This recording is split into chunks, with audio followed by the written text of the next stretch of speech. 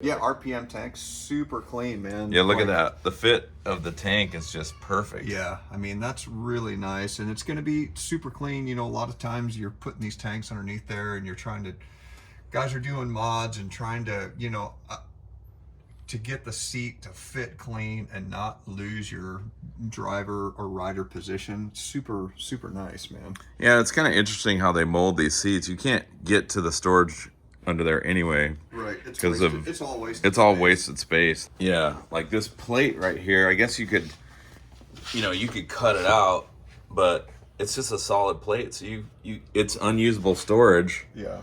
So I think RPM just found the location for these tanks and went for it, and it's all pressed in metal fittings right into the plastic molded tank. So where's the fuel pump, or is it all just gravity feed? There's two pumps under this little kick panel right here. So it's like behind the center. I don't even know what you'd call that. Right. The center console there. Yeah, but it's in the back. There's a little space down there, and then there's an area where the drive shaft runs. It's well above that. Right. The coolant lines. The fuel pumps, two fuel pumps sit in that area. So the factory fuel pump is still there, and then where does this fuel catch the primary fuel coming out of the tank? So it just runs up here through the top, and then there's a fill neck. Yeah, the fill neck is right there. And then there's a fitting in here, and it taps Yeah, there's a little barb that goes right on the far end of the fuel neck. Yeah, it looks like they made like a special fitting. That's it's concave. Yeah. And it sandwiches the fill neck right there. Yeah, that's and it's got a vent line in there as well, so cool. Yeah, it's pretty good. Pretty good idea. Yeah. These tanks are really nice, like you said. So. Yeah, it's nice when you got the ability to manufacture and you're dealing with super close tolerances like that. You know, you can photograph it, you can CAD it out, and then you can just do a basic run, and then boom, push the button, and it's going. Yeah. As soon as RPM gets these cars, they 3D scan the whole car and just go to town. These tanks fit like perfect. Butter. There's not even any wiggle room. Like that's what you want. It fits on this crossbar right here like perfectly. So yeah, it's nice. I'd like to get Eli's like first impressions on your steering wheel. Okay, let me grab it out of my professional photo booth. Oh, look at that, dude! I see it. My high-end photo booth. When everyone's online looking at it, man, people don't know. So before we get into the steering wheel, I've had some seat time with the RPM fuel tanks, and it's probably in the future, fuel tanks are going to be my very first upgrade in a car. I have fuel tanks in both the Speed and the Maverick car. And I also have the Evo tune. And one thing that's great about the RPM fuel tanks is I can, as soon as I'm out of the main tank, I can flush in my E85 and do the tune wherever I'm at. So the last time I did that, I was running 91, and then I was sitting on Oldsmobile, ran out of 91, flushed the tank with the E85, switched the tune, and bam, I was in E85. The only thing that I would change in the RPM tank is you do have to hold down the rocker switch to fuel the tanks. So I kind of like shove my Leatherman tool under there so it would keep fueling up. But you might want to get a switch, like one of those ones that has the red protector on it. You flip it up and you can actually flip a switch and it stays on, because you do have to hold it down for a while. I mean, not for a long time, and I have found my own workaround, but maybe a different type of rocker switch that will stay on. And that would be my only mod to the RPM fuel tanks. All right, put that thing in your hand. Just this screen is this display's sitting in there right now. It's just a prototype. See this steering wheel? Okay, anyone that gets in this car knows the steering wheel. The steering wheel feels pretty good. I've got fairly big hands, and I'll tell you, if you got some big meat hooks and you're driving this car, big meat hooks, driving this is a super small wheel. It is a small wheel. It's a super tiny wheel. You do get used to it, but it's a little bit too small. It's a little small. I feel like I'm in a Razor 570 or 170 driving with this little wheel, right? I'm not 7 years old. It feels good. And the car's got really good steering characteristics. So I mean, I think you can get away with it. Well, let me go over the functionality of the wheel real quick. Sure. So this does nothing. You can like take this out and do a Switch Pros or something like that. Right. You have your paddle shifters. Right. And these paddles are they're like, look, man, like this they're super, Can-Am plastic. Yeah. I mean, you can. Yeah. If you know Can-Am plastic, like Yeah. look at It's there's Can-Am cheap. plastic, and this is like there's.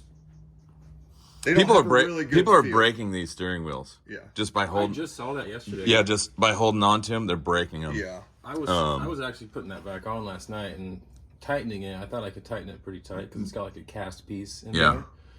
I heard something Roll. click a little bit. Yeah. I got kind of worried. Yeah, So it so does like- feel a little. But rickety. let's continue the functionality. So you got paddle shifters. Super thin plastic.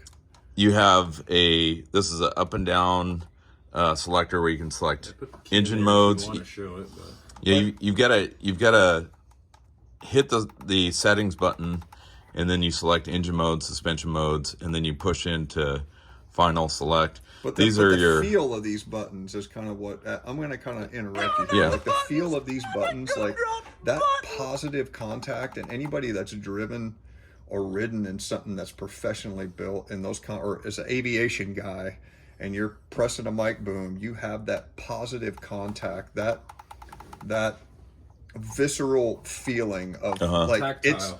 Yeah. it is tactile, like this too, right? But you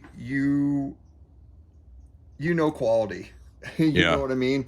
And like this is good. You want to drink a beer and you want to cruise around the campsite and get out there and buzz around.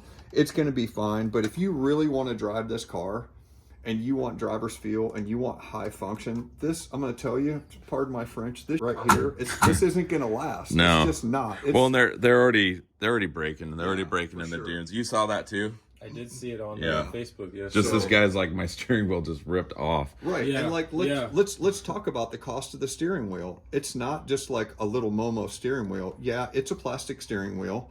And yeah, there's a whole bunch, but there's a lot of electronics that's inside here. You break the steering wheel and you rip the wiring harness apart when it's still in your hands and you pull it out. Like that's a big spend. And there's nothing that you can do to add to the steering wheel. So when I put the Firminator on here, Yeah, it's an afterthought. I don't have a place to put it. It's got to be like on the wheel there. So this is it's not a push to talk. This is like a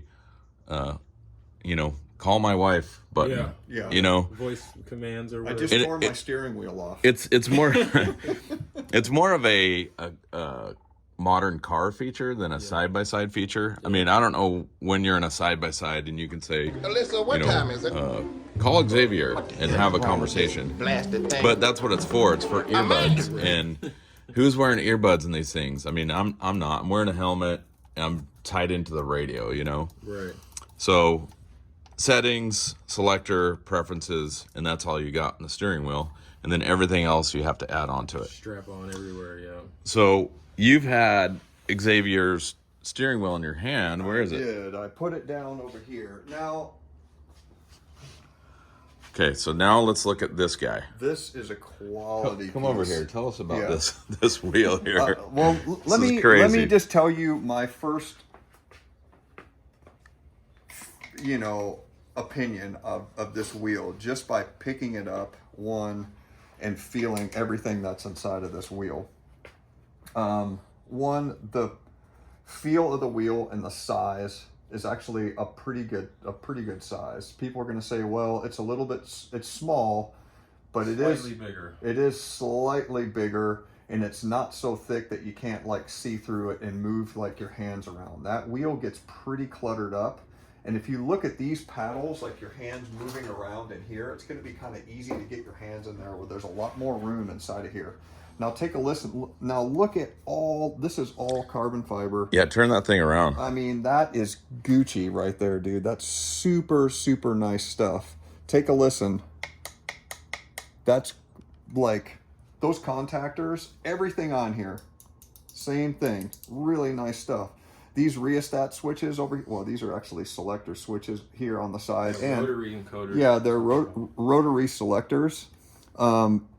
and it's almost like, and you correct me if I'm wrong, like if you got a BMW, you got a Porsche, it's like they're like mini iDrives, Right. So you can get into your synoptic pages, you can select, and Xavier will probably tell you anything that's got a wire on it that he wants to select. If he programs that in here, Exactly. he can rotate through it, select it, grab it, whatever you want to do. Right. Well, currently you have to use 2 different buttons to select suspension mode and engine mode. It's super cumbersome. So you'll be able to do that with Yeah. one of those buttons You know now.